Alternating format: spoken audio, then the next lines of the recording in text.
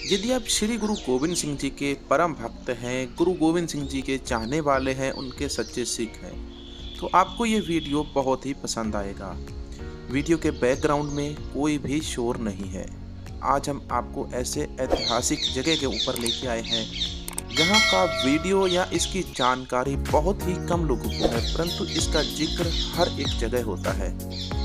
गुरु गोविंद सिंह जी ने अपनी बाणी बचित्तर नाटक में अपने युद्ध की कथाएं, अपने जंग के जो कारनामे हैं वो सारे उन्होंने बचित्तर नाटक के अंदर लिखे हैं।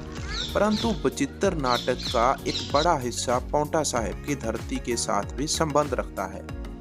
दोस्तों, आज हम पहुंचे हैं गुरुद्वारा श्री तीरगढ़ी साहिब पातशाही 10वीं।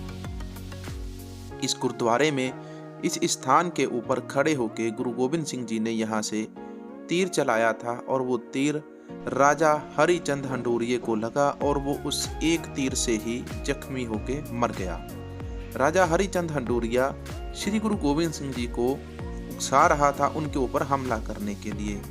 पहले गुरु गोविंद सिंह जी ने राजा हरिचंद हंडोरिये को 3 मौके दिए थे वार करने के लिए कि तुम मेरे ऊपर वार करो, परंतु जब वो तीनों वार करता है और उस राजा हरिचंद हंडोरिये के तीनों वार खाली निकल जाते हैं, तो गुरु गोविंद सिंह जी अपने तीर कमान के साथ एक तीर चलाते हैं इस जगह के ऊपर खड़े होके। तब वो तीर सीधा जाके राजा हरिचंद हंडोरिये के सर में लगता है और वो वहीं पे चारों खाने चित्त हो जाता है, मर जाता है और उसकी जो लाश है घोड़े से नीचे गिर जाती है।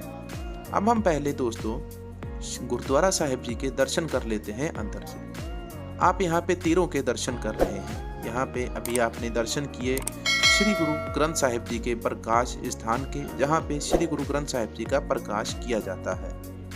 दोस्तों, गुरुद्वारा साहिब में जोत हमेशा और हर समय हर गुरुद्वारा साहिब में जलती रहती है।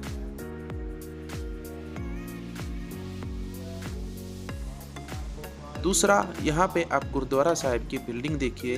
इस गुरुद्वारा साहिब में चारों तरफ संगमरमर का पत्थर लगा हुआ है। संगमरमर के पत्थर से गुरुद्वारा साहिब की अनोखी शान बन जाती है। दोस्तों, इतिहास में ऐसी जानकारियां छिपी हुई है जिन्हें स्कूल के इतिहास में या कॉलेज के इतिहास में किताबों में हमें नहीं पढ़ाया जाता और ना ही ये किसी सिलेबस में आती हैं, परंतु हमारे डेली की रूटीन के अंदर इन चीज़ों का बहुत बड़ा महत्व होता है। किसी के साथ निम्रता से पेश आना, किसी का आदर करना, सत्कार करना, ये सभी हमें धार्मिक स्थानों पे सुनने को, समझने को, पढ़ने को, सीखने को मिलता है। किताबों के अंदर इस तरह का ज्ञान हमें सिर्फ किताबी कीड़ा बनाता है, परंतु प्रैक्टिकल ज्ञान जो है वो हमें इस ऐसी जगहों के ऊपर ही आके मिलता है। इस जगह का इतिहास अब हम पहले थोड़ा सा जान लेते हैं। गुरुद्वारा श्री तीरगढ़ी साहिब पातशाही 10वीं, ये इस पवित्र स्थान पर 10वें पातशाह श्री गुरु गोविंद सिंह जी ने प्रथम धर्म युद्ध फतेह किया था। 6 वैशाख 1746 विक्रमी संवत को। विक्रमी और एडी ये 2 अलग अलग काल है, दोनों ही अलग अलग समय चलते रहते हैं। अगर हम दूसरे समय काल में चले यानी कि सन के अंदर चले तो वो 1680 से लेकर 90 के बीच का समय हो जाता है। उस समय यहाँ पे जब गुरु गोविंद सिंह जी आए थे तो गुरु गोविंद सिंह जी ने यहाँ पे आके पहाड़ी राजाओं के साथ युद्ध किया था। पहाड़ी राजा उस समय बहुत ज़्यादा गुरु जी के विरुद्ध हो चुके थे। वो इसलिए हो गए थे क्योंकि गुरु गोविंद सिंह जी की लोकप्रियता दिन पर दिन बढ़ रही थी। गुरु साहिब जी की लोकप्रियता बढ़ती देख के गुरु साहिब जी के पास अस्त्र शस्त्र, उनकी फौज को देख के पहाड़ी राजे काफ़ी ज़्यादा घबराने लगे थे और उन्होंने औरंगजेब को इसीलिए बहला फुसला के गुरु जी के ऊपर हमला करवाना शुरू कर दिया। तो यहाँ पे जब युद्ध शुरू हुआ था तब गुरु साहिब जी की 7000 की सेना थी, जिसमें गुरु जी के बुआ के पुत्र संगोशा, गुलाब राय, जीतमल, गंगाराम, माहरी चंद, मामा कृपाल चंद जी, सडौरे वाले पीर बुद्धू शाह जी के 4 पुत्र, 2 भाई और 700 मुरीद जो पठान भी थे उसमें से और चेले थे। उदासी साधु बाबा कृपाल दास जी की शिला, बाबा भूरे शाह जी की दरगाह, वो भी गुरुद्वारा श्री पांवटा साहिब के पीछे है। इन सभी का युद्ध राजा हरिचंद हंडोरिया, भीमचंद, भीखन खां, ऐसे बहुत सारे और लोगों के साथ हुआ था। तो गुरु साहिब जी ने अपनी फौज के साथ ऊंची पहाड़ी पर नीले घोड़े पर सवार हुए यह जो युद्ध है शुरू किया था। दोस्तों इस युद्ध को लड़ने के लिए एक और युद्धबंदी बनाई गई थी, ये भी मैं आपको बाद में बताता हूँ। पहले हम यहाँ पे जो इतिहास लिखा है ये पढ़ते हैं। नजाबत खान को मारकर संको शाह खुद भी शहीद हो गए। गुरुजी ने तीर कमान से भीखन खां को निशाना बनाया। जख्मी पठान मैदान छोड़कर भागने लगे। तब हरिचंद हंडूरिया ने क्रोध में आके गुरुजी के ऊपर लगातार 3 बार खाली किए, जिसमें से 2 बार खाली निकल गए और तीसरा बार गुरुजी के पेट के बिल्कुल नीचे की तरफ उन्होंने कमर कस्सा बांधा था तो उसको छू के निकल गया।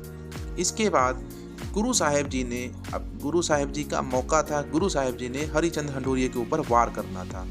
जब गुरुजी ने हंडूरिया को एक ही तीर से, गुरुजी ने एक ही तीर चलाया और वो सीधा हंडूरिया के सर में जाके लगा और वो मौत के घाट उसे उतार दिया श्री गुरु गोविंद सिंह जी ने।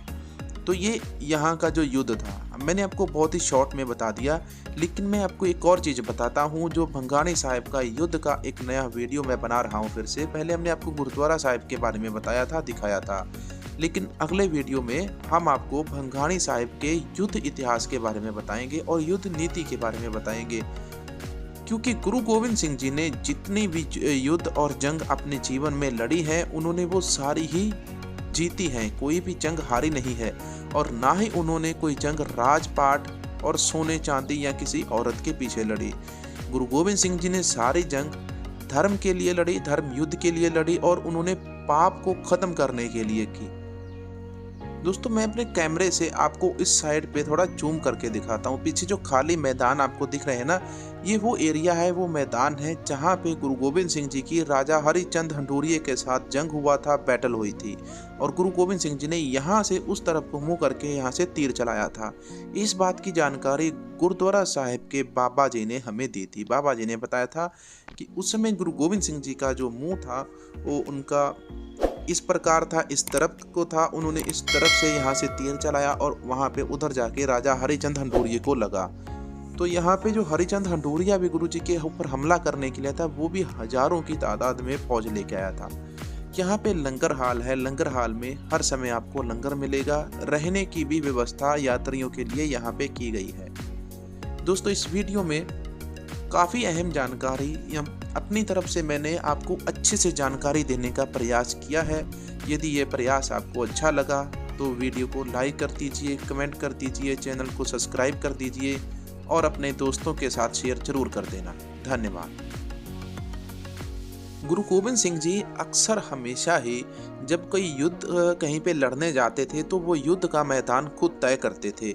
और एक बड़ी बात आपको मैं बताता हूँ कि गुरु गोविंद सिंह जी हमेशा युद्ध का मैदान वहाँ पे देखते थे जहाँ पे पानी का संकट ना हो, गुरु जी की फौज के लिए पानी पर्याप्त हो और दूसरे साधन भी पर्याप्त हो। और तीसरी बात, गुरु गोविंद सिंह जी हमेशा ही अपने घोड़ों के साथ युद्ध लड़ते थे। गुरु गोविंद सिंह जी ने या सिखों ने कभी भी अपनी फौज में हाथी का इस्तेमाल नहीं किया। दोस्तों ये वो जगह है जहाँ पे लड़ाई हुई थी। अगर आपने चैनल अभी तक सब्सक्राइब नहीं किया तो लाल बटन को दबा के चैनल सब्सक्राइब कर लीजिए और साथ में बेल आइकन दबा लीजिए और नोटिफिकेशन को ऑल पर कर लीजिए।